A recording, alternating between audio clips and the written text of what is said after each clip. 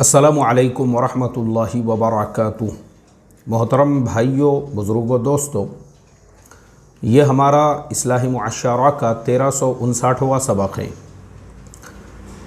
गुज़िश्ता कल से एक तहरीर सोशल मीडिया पे गर्दिश कर रही है कि शहर मालेगाँव के उलामा सियासी कायदीन ने मिलकर एक मशवरा किया है कि रमज़ान में उमूमी तौर पे मसाजिद खुली रहेंगी, नमाज़ें अदा की जाएगी, तरावीह अदा की जाएगी, इसी तरह से ईद की नमाज़ भी खुले मैदान में अदा की जाएगी।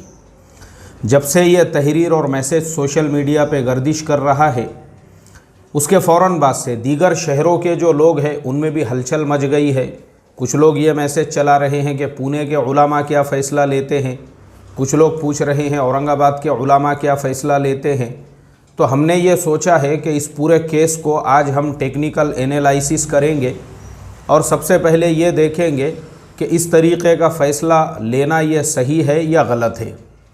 तो सबसे पहले हम ये देखते हैं कि कोरोना का जो मर्ज़ है वो सिर्फ़ सूबे महाराष्ट्र में है, पूरे इंडिया में है या पूरी दुनिया में है। तो फिर हम देखते हैं कि कोरोना फ़िलहाल इतनी शिद्दत और तेज़ी के साथ पूरे आलम को अपने चपेट में लिया हुआ है कि ब्राज़ील के अंदर गुज़िश्ता कल 5000 से ज़्यादा लोगों की जानें चले गई और कब्रस्तानों में जगह नहीं है। फिर हम आते हैं अरब मुल्कों की तरफ, वहाँ की क्या सिचुएशन है, कंडीशन है।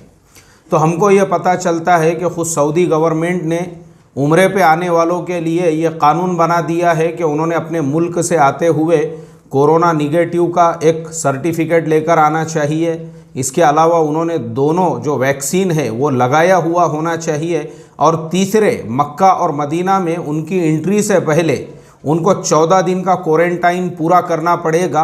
वो मुकम्मल होने के बाद में ही उनको मक्का या मदीना भेजा जाएगा। फिर वहाँ पर भी बहुत सारे रिस्ट्रिक्शंस हैं, आम लोगों को इजाज़त नहीं है। तो इससे ये पता चलता है कि कोरोना से हरमैन शरीफैन भी मुतासिर है, तमाम अरब ममालिक भी मुतासिर है और पूरी दुनिया के अंदर दुनिया में लोग इससे परेशान हैं। अब हम आते हैं हमारे भारत देश में। तो हमारी हालत ये है कि गुज़िश्ता कल सिर्फ़ एक दिन में 1,60,000 केसेस पूरे मुल्क के अंदर।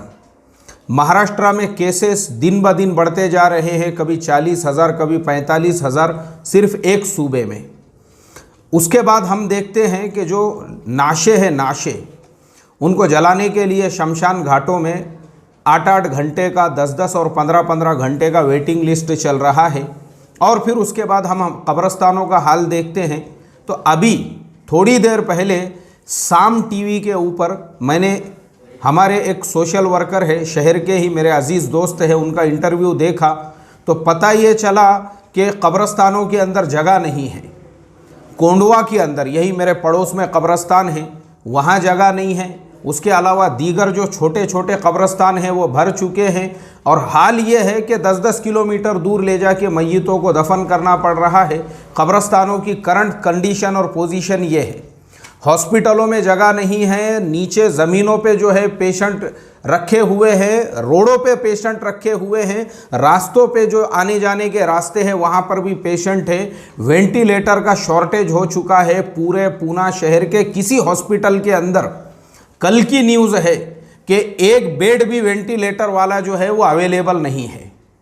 ये सारी सिचुएशन, ये सारी कंडीशंस के अंदर महाराष्ट्र गवर्नमेंट ने जब ये फ़ैसला लिया कि हमको थोड़े से रिस्ट्रिक्शंस करना पड़ेंगे, वीकेंड का लॉकडाउन लगाना पड़ेगा, नाइट लॉकडाउन लगाना पड़ेगा, बहुत सारे ऐसे जब फ़ैसले लिए तो पहले ये देखा जाएगा कि ये फ़ैसले सिर्फ़ मुसलमानों के लिए लिए गए या आम तौर पे सबके लिए लिए गए। फिर हम देखते हैं कि भाई ये तो आम फ़ैसला है, इसमें हिंदू भी है, मुसलमान भी है, क्रिश्चियन भी है और हमारे जो SC ST OBC आदिवासी हर समाज के हमारे भाई इसके अंदर है, चाहे वो पारसी हो, सिख हो, कोई भी हो। एक आम फैसला लिया गया, दुकानें बंद रहेंगी तो सबकी बंद रहेंगी। उसमें यह नहीं देखा जाएगा कि सिर्फ मुसलमानों की दुकानें बंद रहेगी या मुसलमानों के महलों में लॉकडाउन रहेगा। पूरे सूबे के लिए एक फ़ैसला लिया गया।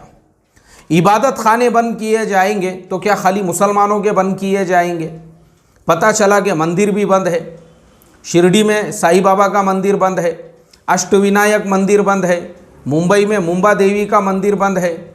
ऐसे ही ये फैसला लिया गया तो सबके लिए लिया गया, कॉमन लिया गया। तो जब महाराष्ट्र गवर्नमेंट ने ऐसा कोई फैसला लिया है, वो हमारी सेहत को मद्देनज़र रख के, इसलिए कि हॉस्पिटलों में जगह नहीं है, कब्रस्तानों में जगह नहीं है और शमशान घाटों में 15-15, 20-20 घंटे का वेटिंग लिस्ट चल रहा है। हमारी सेहत को मद्देनज़र रखकर ये सारे फैसले लिए गए हैं। तो मैं ये समझता हूँ कि इस्लाम और शरीयत भी हमको इस बात का हुक्म देती है कि जिस मुल्क में रहते हो उस मुल्क के कायदे, उस मुल्क के कानून, उस मुल्क के सिस्टम को पूरा रिस्पेक्ट दिया जाए। तो हम महाराष्ट्र गवर्नमेंट के इस फैसले को सर आंखों पे रखते हैं कि उन्होंने इबादत खानों के बारे में ये फैसला लिया है। 2 लोग, चाहे मंदिर हो, चाहे चर्च हो, चाहे गुरुद्वारा हो, चाहे मस्जिद हो, जब सबके लिए ये फैसला लिया गया है तो हम एक मुसलमान होने के नाते से और दूसरे इस देश के नागरिक होने के नाते से और दूसरे इस सूबे महाराष्ट्र के नागरिक होने के नाते से ये हमारी भी रिस्पॉन्सिबिलिटी बनती है, हम गवर्नमेंट के कानून को रिस्पेक्ट दे। गवर्नमेंट ने 2 कहा है तो बिल्कुल हम 2 ही लोग मस्जिद के अंदर जाए। बाकी नमाजें, क्योंकि देखो हमारी शरीयत के अंदर नमाज तो घर पे भी अदा होगी, क्योंकि शरीयत के ये मसाइल है। बारिश शिद्दत की हो रही है, कुछ जान जाने का ख़तरा है, और भी बहुत सारी ऐसी जो चीज़ें हैं उसमें ये भी आती है कि ये भी पेंडेमिक का दौर चल रहा है, जिसकी वजह से गवर्नमेंट ने आम तौर पे ये कानून लगाया है। ये कोई जुल्म नहीं है हमारे ऊपर, या ऐसा नहीं है कि सिर्फ मुसलमानों के लिए लिया गया फ़ैसला है। तो इस वजह से मैं तो इस मुल्क का एक नागरिक होने के नाते से और सच्चा पक्का मुसलमान, और मेरी रिस्पॉन्सिबिलिटी बनती है कि मुझे मेरे इस्लाम ने जिस चीज़ की तालीम दी है कि जिस मुल्क में रहते हो उस मुल्क के कायदे कानून का पूरा रिस्पेक्ट और सम्मान दो। मैं तो बिल्कुल महाराष्ट्र गवर्नमेंट के इस फैसले का पूरा सम्मान करता हूं, और इस सूबे में रहने वाले हर मुसलमान से मेरी रिक्वेस्ट और दरख्वास्त यही है, हमारी गवर्नमेंट ने जो फैसला लिया है वो सिर्फ हमारे लिए नहीं बल्कि कॉमन सब लोगों के लिए लिया है। हमने उसको रिस्पेक्ट देना चाहिए। हमारी मस्जिदों में 2 लोगों का परमिशन है, बिल्कुल 2 ने ही नमाज़ पढ़ना चाहिए। हम अपने घरों पे नमाज़ पढ़े, कब्रस्तानों में जगह नहीं है, अल्लाह माफ़ करे। ये हाल है बीमारी की वजह से।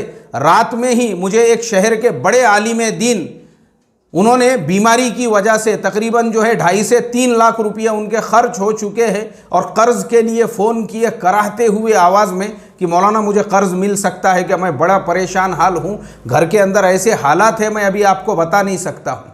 बीमारी की वजह से ये हालात हो चुके हैं लोगों के, और ऐसे हालात के अंदर जिस शहर में मुसलमानों की अक्सरियत है, मुसलमानों की आबादी ज़्यादा है, अगर वहाँ के मुसलमान ये समझे कि नहीं यहाँ तो हमारी चल रही हम चला लेंगे, तो उसके असरात हमारे जो दीगर ज़िले हैं जहाँ पे मुसलमानों की आबादी कम है, जहाँ मुसलमानों की आबादी महदूद है, जिन छोटे छोटे देहातों में हैं, इनको उसका अंदाज़ा नहीं है उन लोगों को वहाँ पे क्या तकालीफ बर्दाश्त करना पड़ सकती है। और मैं ये समझता हूँ कि मीडिया इन्हीं ख़बरों को दोबारा से मीडिया के ऊपर चलाएगा और उनको वापस से एक मटेरियल और एक मसाला मिल जाएगा। मुसलमानों ने जो है गवर्नमेंट के फ़ैसले की मुखालिफत में ऐसी ऐसी मजलिस बिठाई और ये फ़ैसला लिया।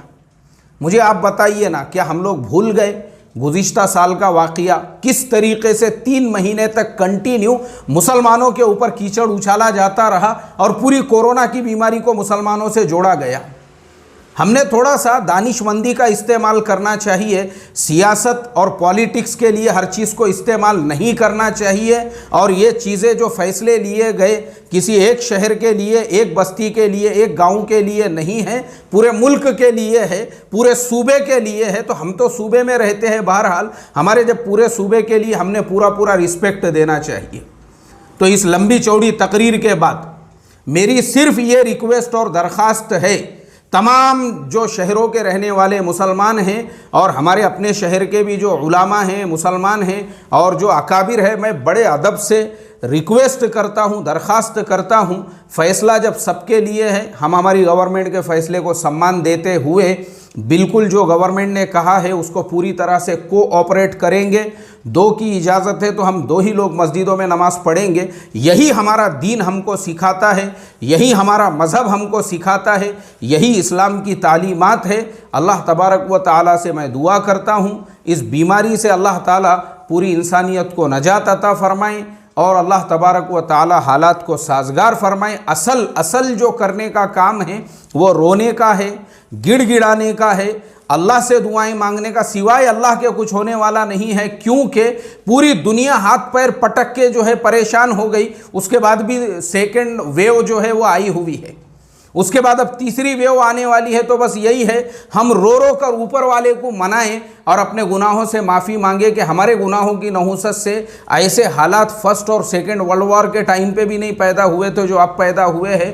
हमारे गुनाहों को माफ़ करके इस बीमारी को तू दूर फरमा, तो इंशाअल्लाह हम उम्मीद करते हैं ये बीमारी दूर होंगी और हम अपनी गवर्नमेंट को पूरा कोऑपरेट करेंगे इंशाअल्लाह। और चाहे हम गांव में रहते हो, शहर में रहते हो, तालुक़े में रहते हो, जैसा गवर्नमेंट ने कहा हम उस पर अमल करेंगे। किसी भी किस्म का ऐसा बगावत वाला अमल नहीं करेंगे जिसकी वजह से हमारी मस्जिदें और हम कानून की जद में आए। अस्सलामु अलैकुम वरहमतुल्लाहि व बरकातुहू।